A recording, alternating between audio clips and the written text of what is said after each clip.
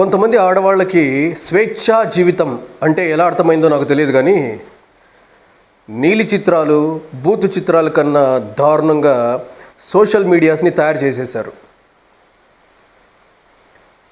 So దీనివల్ల లాభాలు ఎన్నో నాకు తెలియదు కానీ నష్టాలు మాత్రం రోజు రోజుకి పెరిగిపోతూ ఉన్నాయి. సోషల్ మీడియాస్ని మంచిగా ఉపయోగించుకోవాలి.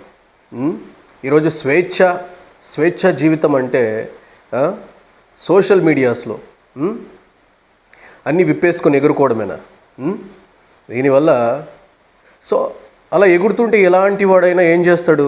దీనివల్ల క్రైమ్స్ ఎలా జరుగుతున్నాయంటే యాక్చువల్గా ఆల్మోస్ట్ అన్ని క్రైమ్స్ సోషల్ మీడియాస్ వల్ల జరుగుతున్నాయి. అందులో హయ్యెస్ట్ ఇల్లీగల్ ఎఫైర్స్ వల్లే జరుగుతున్నాయి. ఎందుకు జరగవు? సోషల్ మీడియాస్లో ఒక లిమిట్ లేకుండా ఎక్స్పోజ్ చేస్తూ ఉంటే ఎవడో ఒకడు ప్రతి ఒక్కడు ఉప్పు కారం తినేవాడే. ఎవరో ఒకడు హాయ్ హలో నా బంగారం తిన్నావా అని అడుగుతాడు. సో ఆటోమేటికలీ మనం రిప్లై ఇస్తే వాళ్ళతో కమ్యూనికేషన్ పెరిగి వాళ్ళతో అఫైర్ వచ్చేసి సో దీనివల్ల ఫ్యామిలీస్ డిస్టర్బ్ అయిపోతున్నాయి. సో అన్నీ ఎంత అంటే మనం ఎంత గౌరవించాలి అంటే నిజంగా స్త్రీని గౌరవించే దేశం మన భారతదేశం. కానీ నిజంగా దారుణాలు జరుగుతున్నప్పుడు కూడా మనం ఇలాగే ఉంటే మనమే ఎంకరేజ్ చేసిన వాళ్ళు అవుతాం.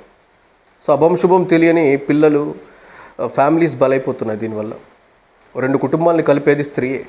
సో సోషల్ మీడియాస్ని స్వేచ్ఛ అంటే ఎలా అర్థమైందో కొంతమంది లేడీస్కి నాకు తెలియదు కానీ ఆ స్వేచ్ఛ అంటే డ్రెస్సెస్ విప్పుకొని ఎగరడం అని అర్థమైందో ఏమో నాకు తెలియదు కానీ దీనివల్ల నిజంగా కొంతమంది లేడీసు ఫ్యామిలీ స్ట్రగుల్స్ వల్ల ఇంకొన్ని ప్రాబ్లమ్స్ వల్ల నిజాయితీగా కష్టపడే వాళ్ళ లేడీస్ కూడా రేపొద్దున స్వేచ్ఛ కోల్పోయే సిచ్యువేషన్స్ తెప్పిస్తున్నారు.